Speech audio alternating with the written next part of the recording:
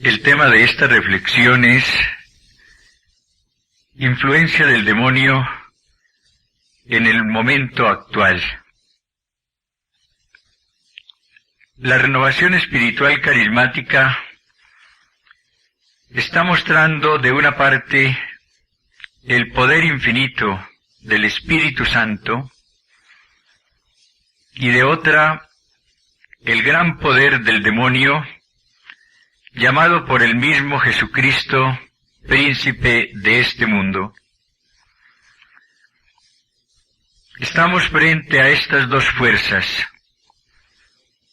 y nosotros los cristianos debemos escoger o pedir y recibir la fuerza del Espíritu para ser los testigos del Señor, o caer bajo el influjo y el poder crecientes de los espíritus del mal.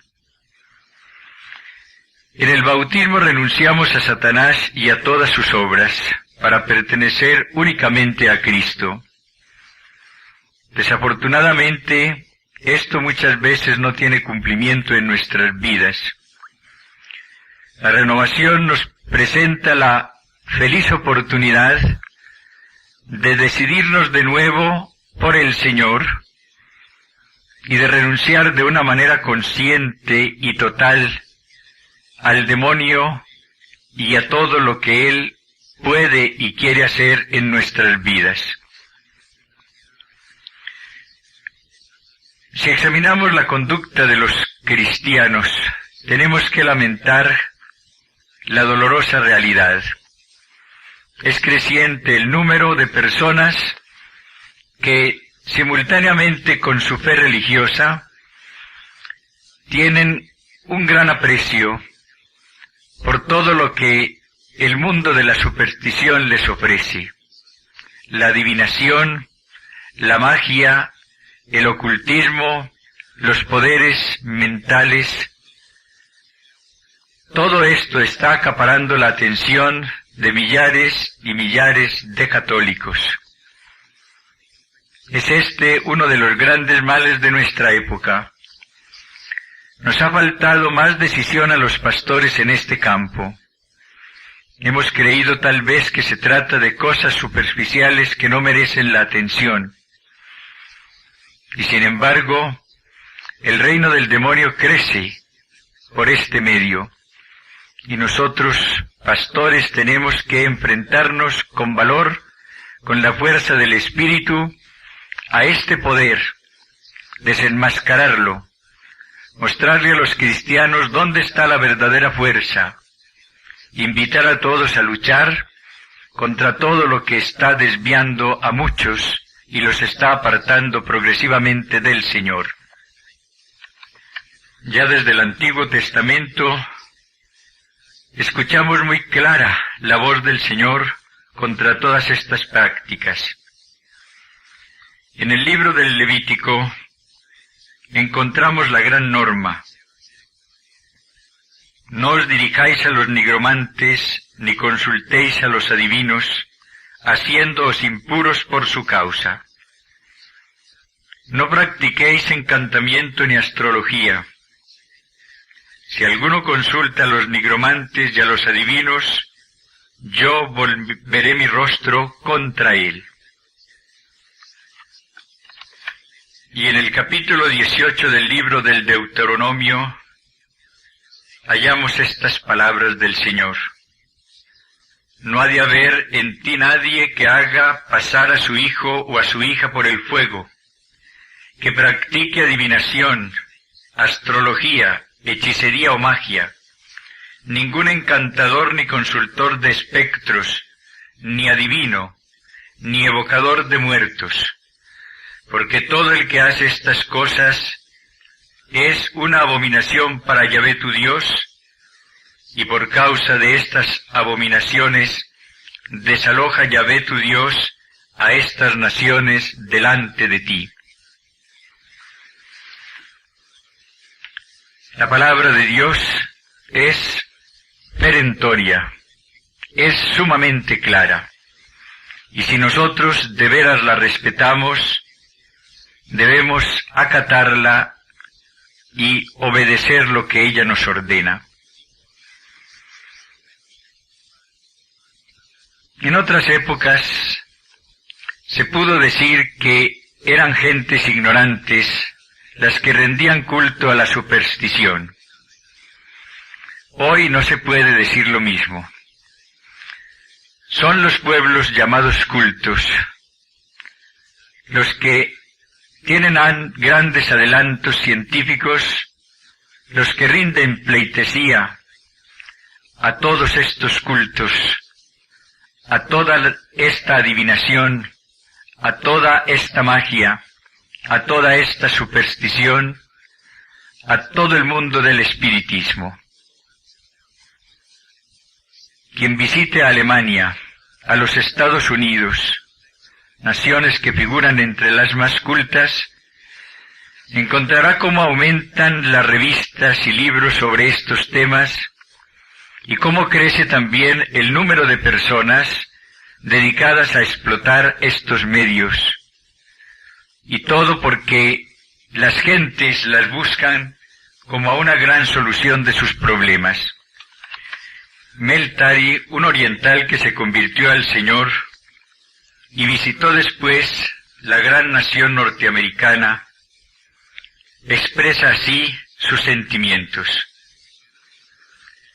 Los demonios se presentan hoy en los Estados Unidos en la forma de adivinadoras, quiromancia, adivinación por la baraja, por hojas de té, levantamiento de mesas, espiritismo, tablas de escrituras espiritistas, adoración de demonios y muchas otras cosas. Es terrible. El horóscopo es casi una diversión norteamericana. Aparece en los diarios, en las revistas, en la televisión y casi por todas partes que usted mira. Apenas si pueden ocultarse de esta influencia demoníaca. En casi todas las partes que uno va, se encuentra con el demonio. Nosotros los creyentes debemos estar conscientes de estos terribles peligros. No diga jamás, oh, estas cosas no son demoníacas, son tan solo una novedad pasajera. Se deben a un cambio cultural. Si decimos esto, perdemos terreno en la lucha contra el mal. Naturalmente podemos afirmar que los demonios no son una realidad. Al diablo le gusta que pensemos así. Demuestra que estamos dormidos y así él puede realizar eficazmente su labor. Estas palabras del oriental pueden parecer exageradas a primera vista, pero creo que pecamos por el extremo contrario cuando creemos que en toda esta avalancha no hay nada demoníaco, que todo tiene explicación por la cultura actual. Necesitamos el don del discernimiento para saber en cada momento cuál es la obra del Espíritu del Señor, cuál es la acción del demonio y cuál es el campo del hombre. El discernimiento es una de las mayores necesidades para la Iglesia en el momento presente. El mal de la adivinación o sortilegio en el momento actual. Durante milenios, el sortilegio o la adivinación ha sido un resabio del paganismo, nacido del temor, de la curiosidad y de la superstición. En nuestro tiempo, la adivinación es un problema múltiple de tradición, psicología y teología. Dice el autor, entre Cristo y Satanás. Y añade, se entiende por astrología la profecía sobre el carácter y destino de los seres humanos por medio de las constelaciones estelares. Es esta la superstición más difundida de nuestra época. El Instituto de Investigación de Opinión Pública en Bodensee, estableció por medio de una encuesta que un 63% del pueblo alemán se había interesado en la astrología. Hoy en Alemania se piensa frente a la astrología como en épocas muy antiguas. En el antiguo imperio babilónico se la consideraba la ciencia por excelencia. Originariamente se echaban horóscopos únicamente para los reyes, ya que vestigios de astrología pueden también encontrarse en la antigua cultura mexicana. Se piensa que es dicha práctica un fenómeno común de la humanidad. Los griegos y los romanos heredaron la astrología de los babilónicos. Por cierto que en esta edad encontramos ya pensadores racionalistas que ridiculizan la astrología. El poeta Eneas afirmó: los horóscopos cuestan un dracma y su precio es un dracma más caro que lo que valen. Y San Agustín, el gran padre de la Iglesia, denominó a la astrología o a los horóscopos como el fraude más loco de la humanidad. Durante la Edad Media, Europa se volcó hacia la astrología. Personas como el emperador Felipe II el Grande vivían totalmente guiadas por esta ciencia, mejor, por esta tontería. Se establecieron cátedras de astrología y hasta el reformador Melanchthon llegó a ocupar una de ellas.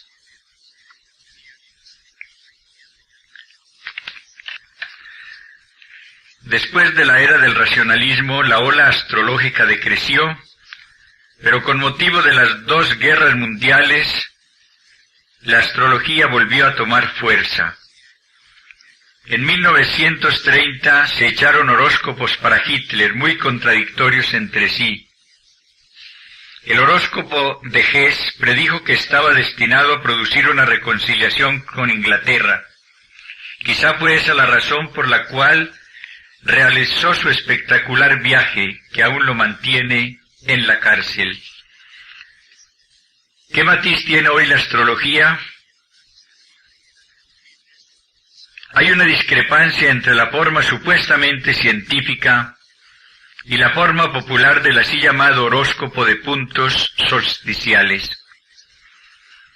Este contagioso hábito mental está tan difundido que los principales diarios y revistas se ven obligados a tenerlo en cuenta.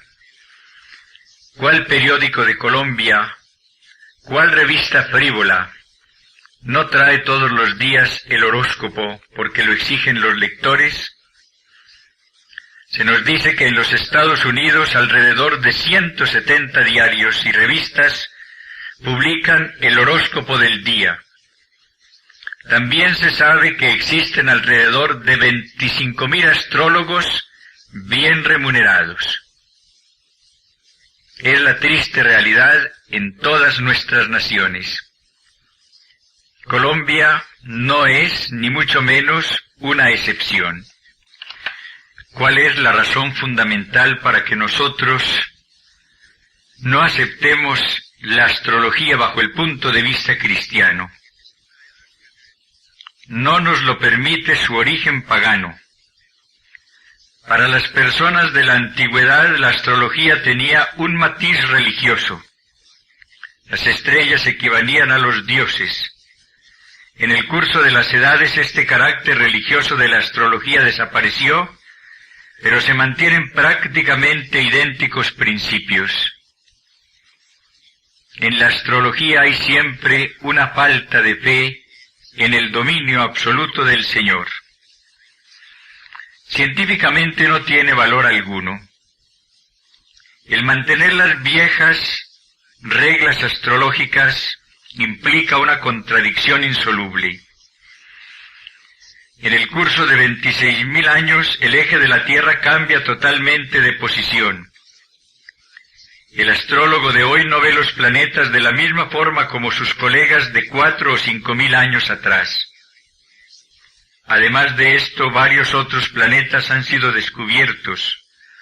Urano en 1781, Neptuno en 1839 y Plutón en 1932.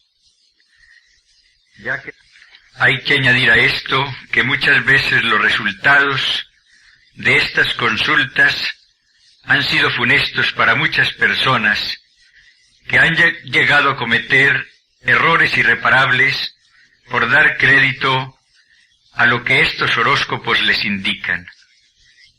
Pastoralmente hacen más mal del que suponemos a primera vista.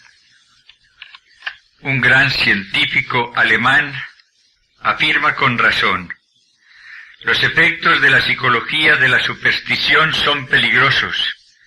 Queda demostrado por el hecho de que en personas sensibles se observan serios disturbios psíquicos, temor a la vida, desesperación y anomalías.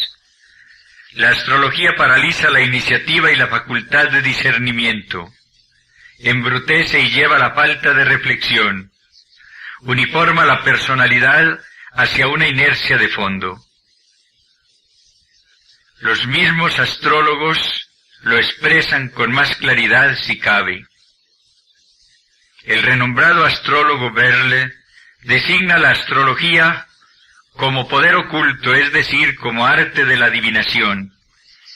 Por consiguiente, en la astronomía nos confrontamos con una fuerza oculta, con todos los efectos nocivos involucrados en las artes ocultas. Procederemos más sabiamente si seguimos la palabra de Dios. El Señor nos dice por Isaías: comparezcan ahora y te defiendan los contempladores de los cielos, los que observan las estrellas, los que cuentan los meses para pronosticar lo que vendrá sobre ti. He aquí que serán como tamo, fuego los quemará, no salvarán sus vidas del poder de las llamas.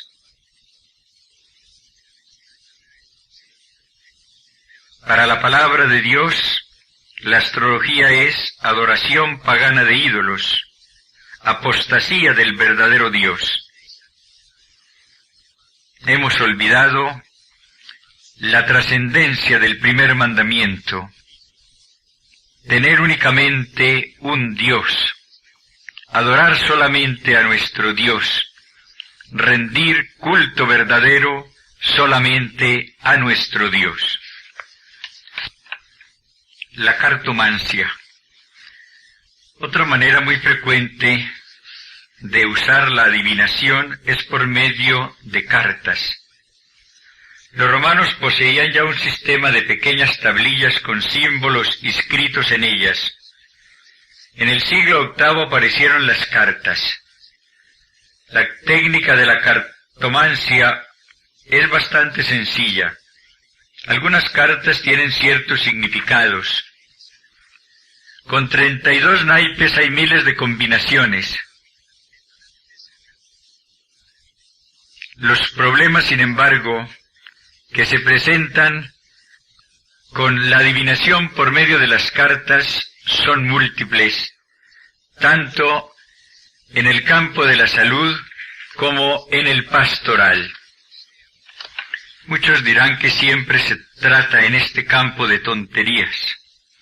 Es verdad que mucha gente usa las cartas únicamente por diversión o con el ánimo de conseguir dinero en esta tarea poco loable. Pero no podemos olvidar que a veces puede darse el caso de un auténtico espíritu de adivinación a través del cual puede verdaderamente producirse un gran mal a quienes buscan la adivinación en las cartas o en otros medios parecidos. Conviene leer lo que los Hechos de los Apóstoles nos narran en el capítulo 16. Sucedió que al ir nosotros al lugar de oración, nos vino al encuentro una muchacha esclava poseída de un espíritu adivino, que pronunciando oráculos producía mucho dinero a sus amos. Nos seguía Pablo y a nosotros gritando: estos hombres son siervos del Dios Altísimo, que os anuncian un camino de salvación. Venía haciendo esto durante muchos días. Cansado, Pablo se volvió y dijo al Espíritu: en nombre de Jesucristo te mando que salgas de ella. Y en el mismo instante salió.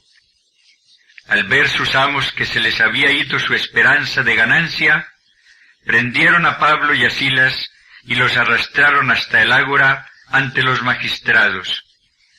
Los presentaron a los pretores y dijeron: estos hombres alborotan nuestra ciudad, son judíos y predican unas costumbres que nosotros, por ser romanos, no podemos aceptar ni practicar. La gente se amotinó contra ellos. Los pretores les hicieron arrancar los vestidos y mandaron azotarles con varas. Después de haberles dado muchos azotes, les echaron a la cárcel y mandaron al carcelero que los guardase con todo cuidado. Este, al recibir tal orden, los metió en el calabozo interior y sujetó sus pies en el cepo. Este caso no es único. Hay personas que ahora aparecen como medium, que pueden tener predicciones e inclusive hacer curaciones que pueden desconcertar por lo extraordinarias. Más de un caso se está dando actualmente entre nosotros. Y no pocas veces se trata de un espíritu malo de adivinación. El demonio no ha muerto, y así como actuó en aquella esclava en tiempos de San Pablo, hoy también se vale de quienes se entregan a él en la misma lamentable esclavitud. Urge descubrir la acción del demonio. No ver acción del demonio en todo y en todas partes, pero tampoco desconocerla cuando exista en realidad. Esa es la gran necesidad que tenemos y ese es también nuestro deber pastoral. El autor alemán, Dr. Kurt, dice: debemos tener presente que el sortilegio o adivinación de la suerte, tanto en su forma científica como en su faz común, permanece bajo el juicio divino. Dios no lo admite. Por esta razón nos es dado observar serios perjuicios, tanto en el alma como en el cuerpo, causados por diversas formas de sortilegio. Resumiremos brevemente tales resultados haciendo notar que no siempre estos efectos o dolencias son imputables a prácticas ocultas. Sin embargo, las personas que se dedican a tales prácticas suelen presentar los siguientes síntomas. Su carácter se vuelve violento e inestable. Con frecuencia se hacen adictos al alcohol, a la nicotina y aún a vicios sexuales. Muestran una tendencia especial al egoísmo, a la murmuración y en ciertos casos a la blasfemia. En el aspecto religioso muestran tenaz resistencia a todo lo espiritual, insensibilidad, escepticismo, mala disposición para las buenas lecturas y la oración. Desde el punto de vista médico, las familias afectadas y dominadas suelen padecer en su gran mayoría desórdenes de origen nervioso, psicosis e histerismo. Síntomas de parálisis, epilepsia, debilidad mental, sordomudez, propensión mediumística y a toda clase de enfermedades emocionales y mentales. Esto lo dice una persona que tiene mucha experiencia. Que cada uno juzgue esta opinión como lo desee. En nuestras parroquias hay varias personas que se dedican a la adivinación por distintos medios. Por las cartas, por el péndulo, por la tabla llamada Ouija, por la ceniza del cigarrillo y por otros medios parecidos. Siento la necesidad pastoral de decir a estas personas que tengan cuidado. que piensen en el señorío de Jesús, que hagan caso a la palabra de Dios, tanto en el Antiguo como en el Nuevo Testamento, que renuncien a estas prácticas.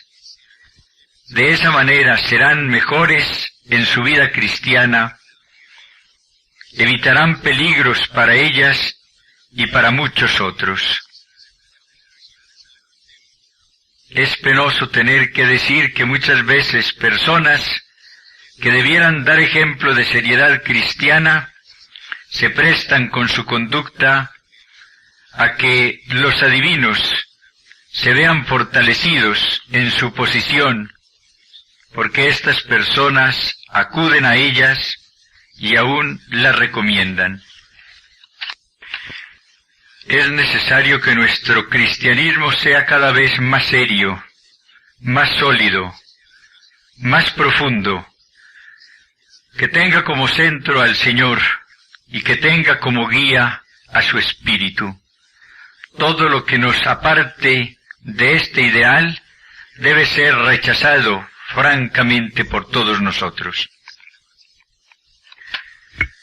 La magia.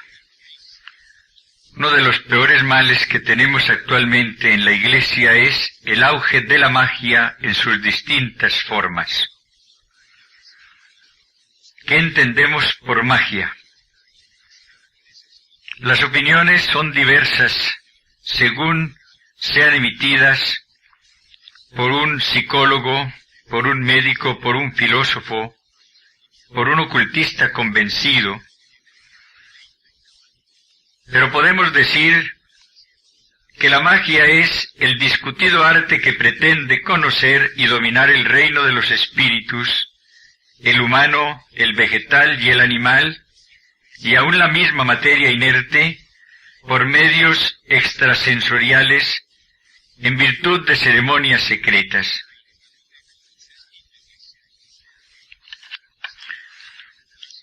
En los principios de la historia de la humanidad encontramos el mandato de Dios: llenad la tierra y sojuzgadla. La tarea y el derecho del hombre era la conquista pacífica de los poderes de la tierra de acuerdo con la voluntad de Dios, dice el doctor Koch. En oposición a este mandato, Satanás, el gran autor de la confusión, presentó la gran tentación: seréis como dioses, conoceréis el bien y el mal. El árbol de la ciencia frente al árbol de la vida. El hombre en el paraíso despreció el árbol de la vida y se quedó con el árbol de la ciencia. La magia es la antítesis del mandamiento de Dios, el ansia por lo desconocido y el anhelo de poder en oposición a la voluntad y al señorío de Dios.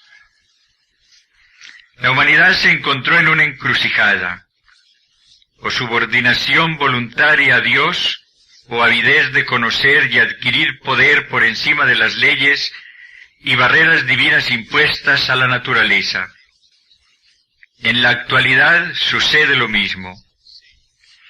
O nos colocamos dentro del designio divino, o proseguimos en rebelión tratando de regir los poderes y seres de la creación en monstruosa rivalidad con Dios.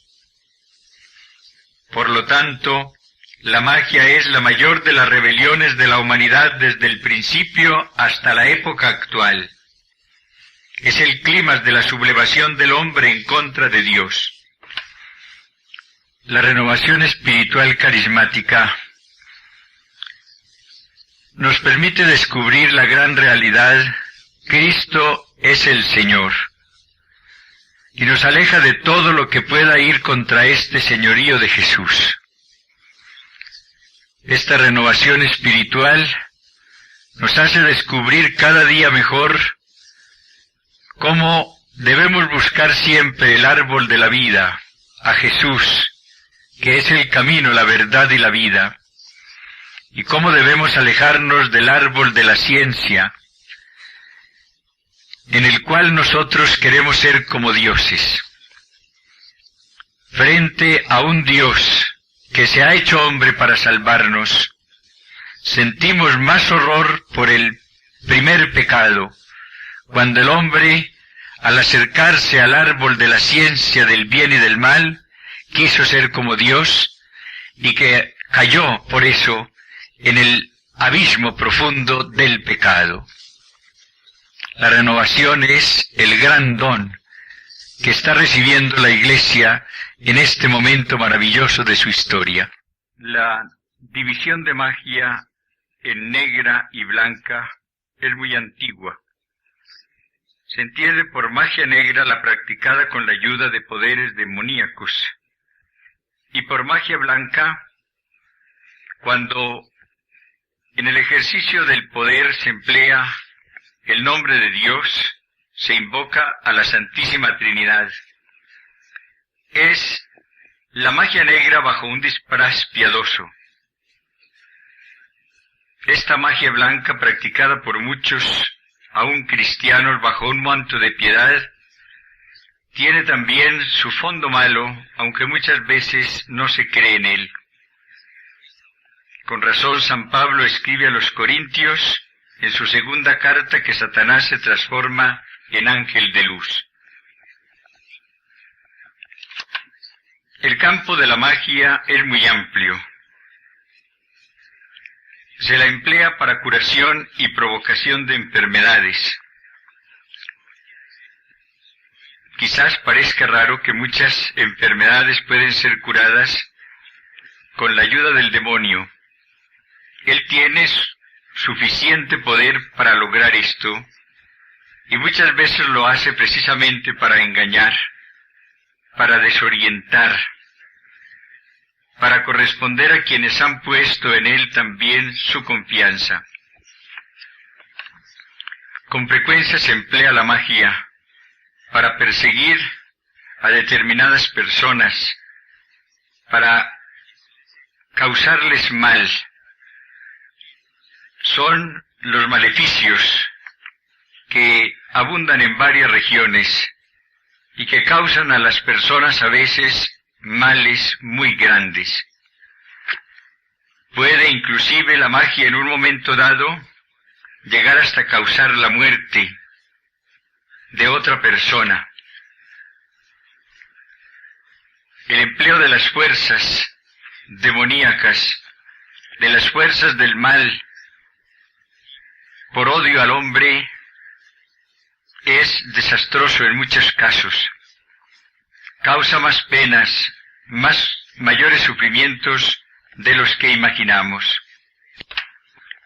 La magia tiene su culto, que es una burda y criminal imitación de la religión cristiana revelada en la palabra de Dios.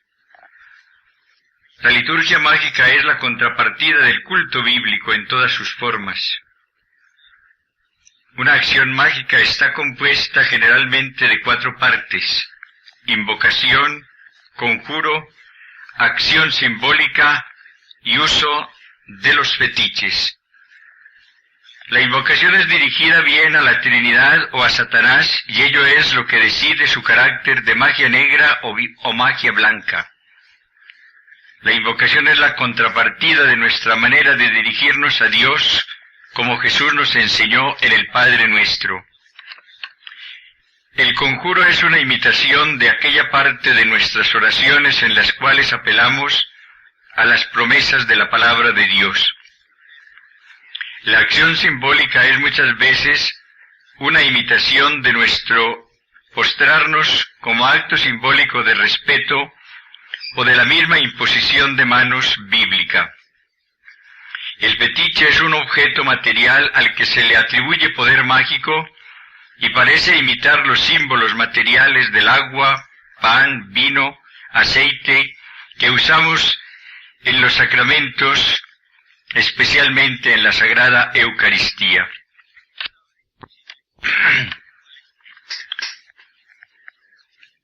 La magia tiene aparentemente alguna semejanza con los milagros, pero su gran diferencia se echa de ver por los resultados finales. La ayuda divina y los milagros imparten una bendición permanente, nos acercan al Señor. La ayuda de la magia es destructora al final.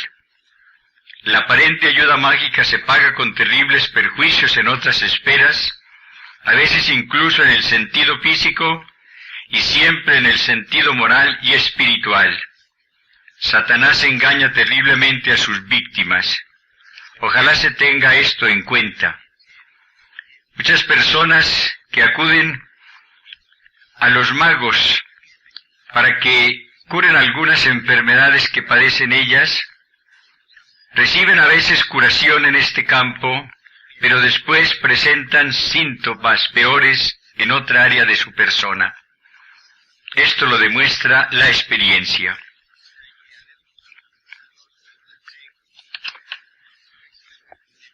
Surge ahora el gran interrogante. Si existe tal poder maléfico, ¿cómo podemos hacerle frente? ¿Hay alguna defensa eficaz contra la magia? Dentro de las tradiciones mágicas existe la creencia de que con la ayuda de la magia blanca puede anularse el efecto de la magia negra. Pero la experiencia ha demostrado que este método carece de eficacia, ya que la magia blanca proviene de las mismas fuerzas demoníacas que la negra. Hay que descartar tal suposición. En este caso el demonio estaría dividido contra sí mismo. Sucede, sin embargo, en algunos casos que un mago puede atacar a otro mostrando fuerzas mágicas superiores. Tiene lugar un duelo en el que se impone la ley del más fuerte, aunque en realidad la lucha se efectúa en el mismo campo. Es común. Pero hay un poder superior al que tienen todos los magos, y es el poder del Señor. Cristo dijo: todo poder se me ha dado en el cielo y en la tierra. Él ha dejado este poder en su iglesia. Y cuando la iglesia lo utiliza, lo emplea en el nombre del Señor Jesús y para su gloria, triunfa sobre todos los poderes infernales. San Pablo escribe a los Corintios: las armas de nuestra milicia no son carnales, son poderosas en Dios. Toda acción mágica puede ser impedida por medio de la oración llena de fe, por la oración en el nombre del Señor Jesús y con el poder de su Espíritu. Existe una dolorosa realidad, y es que muchos, inclusive sacerdotes, creen que cuando una persona habla de un influjo maligno recibido, lo achacan todo a imaginación, a fallas psíquicas, a cosas por el estilo, y nunca se den a la tarea de discernir si verdaderamente se trata de un auténtico maleficio, y en este caso, de ese poder liberador que tiene la Iglesia, legado por el Señor después de su resurrección. No pocas veces, esta persona que ha padecido el mal tiene que alejarse aún decepcionada, porque se le ha dicho que todo es causado por la imaginación, por falta de buena alimentación, que esto obedece a un trastorno psíquico o cosas por el estilo. Cuando de veras se acude al discernimiento, don del Espíritu, y se emplea el poder liberador del Señor, se puede hacer mucho bien a las personas. Es una lástima que no caigamos en cuenta, en primer lugar, del poder del mal hasta dónde llega, y luego del poder infinito del Señor que tiene la Iglesia. San Juan escribe en su primera carta: para esto apareció el Hijo de Dios, para deshacer las obras del diablo. Cristo nos ha librado de la potestad de las tinieblas, escribe San Pablo en su carta a los Colosenses. Esta es la gran verdad. Frente al poder del demonio que hace tanto mal, está el poder de Cristo, Hijo de Dios, que deshace las obras del demonio. Claro que hay que saber cómo se debe proceder en estos casos para conseguir la liberación. Es preciso que la persona se arrepienta de sus pecados, ojalá haga una buena confesión. Es necesario también que renuncie a todo influjo demoníaco, que se arrepienta si ha ido a buscar ayuda en hechiceros, en adivinos, en magos. Que luego perdone también las ofensas recibidas, destruya cualquier amuleto u objeto que haya retenido por recomendación de los magos, y que después con fe ore para conseguir esta liberación. El sacerdote puede hacer en esto más bien del que se imagina. Es preciso, sí, que crea en primer lugar en la existencia del demonio, que sepa descubrir después con la luz del Espíritu cuando se trata de una acción demoníaca, que después ponga toda su confianza en el poder del Señor y proceda humildemente y con fe como su ministro.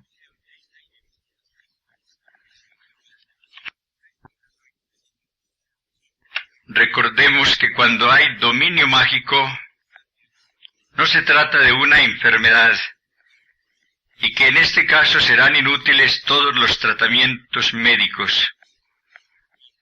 Aquí encontramos la explicación de algunos casos en los cuales la ciencia se siente impotente frente a determinadas realidades dolorosas.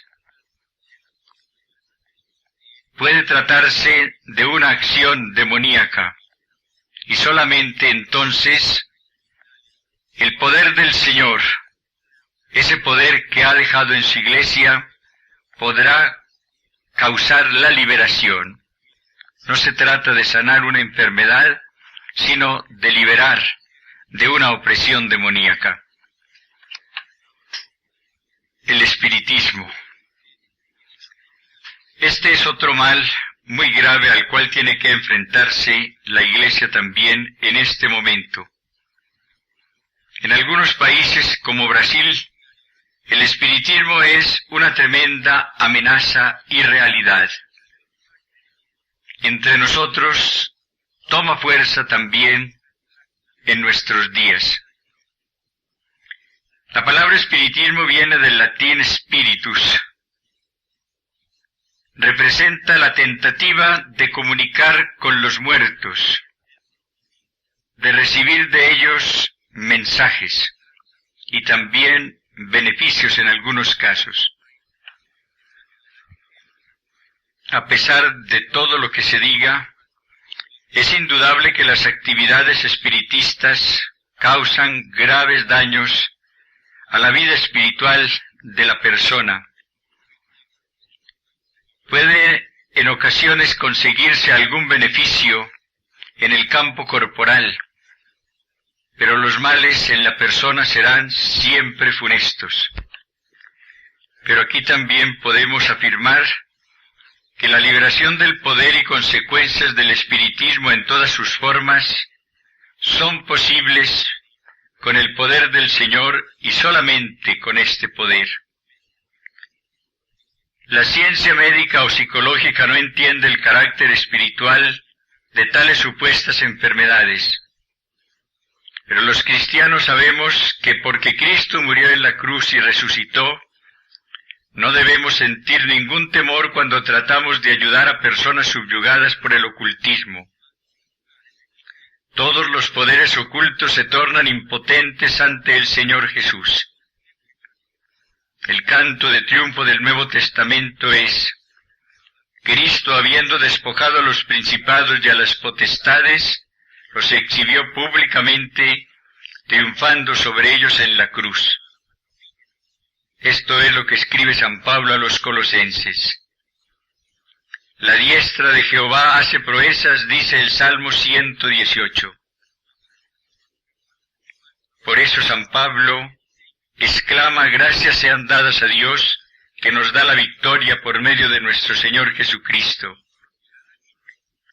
la redención y la victoria de Jesús son la clave para una cura de almas eficaz y poderosa para ayudar a las personas subyugadas por el ocultismo.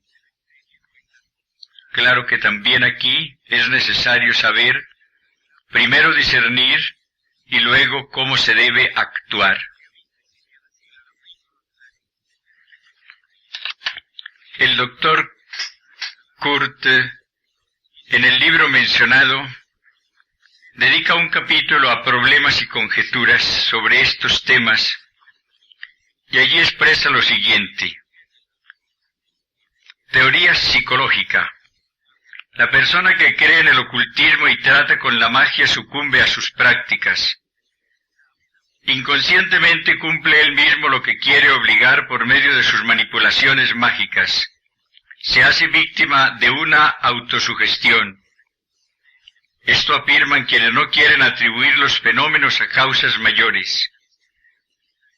Cuanto menos reconocen que las prácticas ocultistas tienen un carácter sugestivo y corrupto. Teoría parapsicológica. Desde el punto de vista parapsicológico hay que reconocer que la magia negra y la magia blanca, practicada de acuerdo con estos libros, produce efectos sobre otros que no pueden ser explicados como mera sugestión. La teoría aceptada por muchos racionalistas, entre ellos el maestro Chris, de que todo en la magia es solo fraude e ilusión, no es aceptable. Los problemas que se presentan para explicarlo así no son tan sencillos. La teoría psiquiátrica. Dentro de las personas que experimentan con libros de ocultismo, como el sexto y séptimo libro de Moisés, se observa un enorme incremento de enfermedades mentales. Muchos psiquiatras opinan que en tales casos existe una confusión entre causa y efecto. Por causa entienden la constitución psíquica enfermiza de la persona y por efecto el experimento mágico. Pero en la cura de almas efectuada con miles de practicantes del ocultismo es visible una secuencia contraria. Se comprueba que la magia ha sido la causa, o por lo menos el factor promotor y decisivo de anormalidades psíquicas. Aspectos cristiano-religiosos. En la esfera religiosa, la magia crea una resistencia contra todo lo que es de Dios. Esto se comprueba tanto en la magia blanca como en la negra que descaradamente invoca al diablo. Esto no puede ser demostrado científicamente, como tampoco puede demostrarse en este terreno la existencia de los espíritus, pero existen numerosos indicios que revelan el demonismo de la magia. Aspectos de salud mental. Al abogar por la salud mental pública sería de desear que la literatura de la magia desapareciera totalmente, pero esto es casi imposible, ya que muchas personas poseen libros de ocultismo aún copiados a mano. Muchos conjuros mágicos son transmitidos oralmente de una generación a otra. Más todavía, debieran ser mejor vigilados los que practican profesionalmente la magia, la manera como explotan a las personas y el mal que causan a muchos. El daño psíquico que se inflige por medio de la magia es incalculable. En vista de la infiltración del ocultismo en las masas, los obreros cristianos tienen una tarea doble: la enseñanza preventiva y la ayuda y guía para quienes han caído en estas redes y quieren liberarse. Han pasado las épocas del Antiguo Testamento cuando se apedreaba al sortílego, o de la Edad Media cuando las brujas eran condenadas a la hoguera. Nuestra lucha no es ni debe ser por la fuerza, sino por instrucción sobre el ocultismo y con armas espirituales. Tenemos el ministerio de vigías y no debemos permitir que las gentes sufran por desconocer los peligros de la magia. Los efectos de ese impío arte no pueden ser demostrados porque se basan en hechos extrasensoriales y leyes metafísicas fuera del alcance de las ciencias humanas.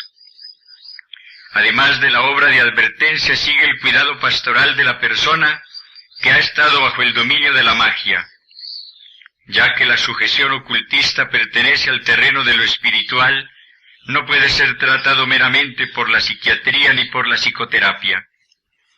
Aquellas personas que han sido dominadas por el ocultismo han venido a ser el blanco de influencias demoníacas. Ni médicos ni teólogos pueden prestar ayuda en tales casos. Solo Cristo puede hacerlo. Hay un solo lugar donde la persona así dominada pueda liberarse, y es en la cruz del Señor, con su sangre sacerdotal. La cruz es el emblema de la liberación y de la redención. Ante el razonamiento humano esto es un escándalo, pero la liberación de personas dominadas por el diablo no es asunto de razonamiento, sino un hecho afirmado por el Nuevo Testamento y palpable también en nuestros días. Lo verdaderamente notable es que la fe en Cristo paraliza el poder del demonio. Cristo vino para ser la luz del mundo y las tinieblas no pueden prevalecer contra él. Para esto se manifestó el Hijo de Dios, para destruir las obras del diablo, nos ha dicho San Juan. Sobre la cruz, Cristo conquistó el poder de las tinieblas. Y Él ha dejado este poder en su iglesia. Pero si no lo usamos para bien de muchos hermanos, estos continuarán bajo la esclavitud del demonio, continuarán padeciendo. Será una falla nuestra muy lamentable de la cual tendremos que dar cuenta. Quiero terminar esta reflexión con la cita de algunos apartes de la catequesis de Pablo VI el 15 de noviembre de 1972 sobre la existencia del demonio. El mal, dice el Santo Padre, no es ya solo una deficiencia, sino una eficiencia, un ser vivo, espiritual, pervertido y pervertidor. Terrible realidad, misteriosa y pavorosa. Quien rehúsa reconocer su existencia se sale del marco de la enseñanza bíblica y eclesiástica, como se sale también quien hace de ella un principio autónomo, algo que no tiene su origen como toda criatura en Dios, o quien la explica como una pseudo-realidad, una personificación conceptual y fantástica de las causas desconocidas de nuestras desgracias. El problema del mal, visto en toda su complejidad y su carácter absurdo respecto a nuestra racionalidad unilateral, se hace obsesionante. Constituye la más fuerte dificultad para nuestra inteligencia religiosa del cosmos. He aquí, pues, la importancia que asume el tomar conciencia del mal para nuestra correcta concepción cristiana del mundo, de la vida, de la salvación. Cristo mismo nos ha hecho advertir esta importancia. En primer lugar, en el desarrollo de la historia evangélica al principio de su vida pública, ¿quién no recuerda la página densísima de significados de la triple tentación de Cristo? Más tarde, en muchos episodios evangélicos en los que el demonio se cruza en el camino del Señor y aparece en sus enseñanzas. Y cómo no recordar que Cristo, refiriéndose 3 veces al demonio como adversario suyo, lo califica de príncipe de este mundo. La realidad invadente de esta nefasta presencia aparece señalada en muchísimos pasajes del Nuevo Testamento. San Pablo lo llama Dios de este mundo. Y nos pone sobre aviso con relación a la lucha en la oscuridad que los cristianos debemos sostener, no solo con un demonio, sino con una terrible pluralidad suya. Vestíos, dice el apóstol, de toda la armadura de Dios, para que podáis resistir a las insidias del diablo, que no es nuestra lucha contra la sangre y la carne solamente, sino contra los principados, contra las potestades, contra las dominaciones de este mundo tenebroso, contra los espíritus malos de los aires. Y que no se trata de un solo demonio, sino de muchos, nos lo indican muchos pasajes evangélicos. Pero el principal es uno, Satanás, que quiere decir adversario, el enemigo, y con él muchos, todos criaturas de Dios, pero degradadas, pues han sido rebeldes y condenadas. Todo un mundo misterioso, trastornado por un drama infeliz del que conocemos bien poco. Sabemos, sin embargo, muchas cosas de este mundo diabólico que atañen a nuestra vida y a toda la historia humana. El demonio está en el origen de la primera desgracia de la humanidad. Él fue el tentador falaz y fatal del primer pecado, el pecado original. Desde aquella caída de Adán, el demonio adquirió un cierto dominio sobre el hombre, del que sólo la redención de Cristo nos puede liberar.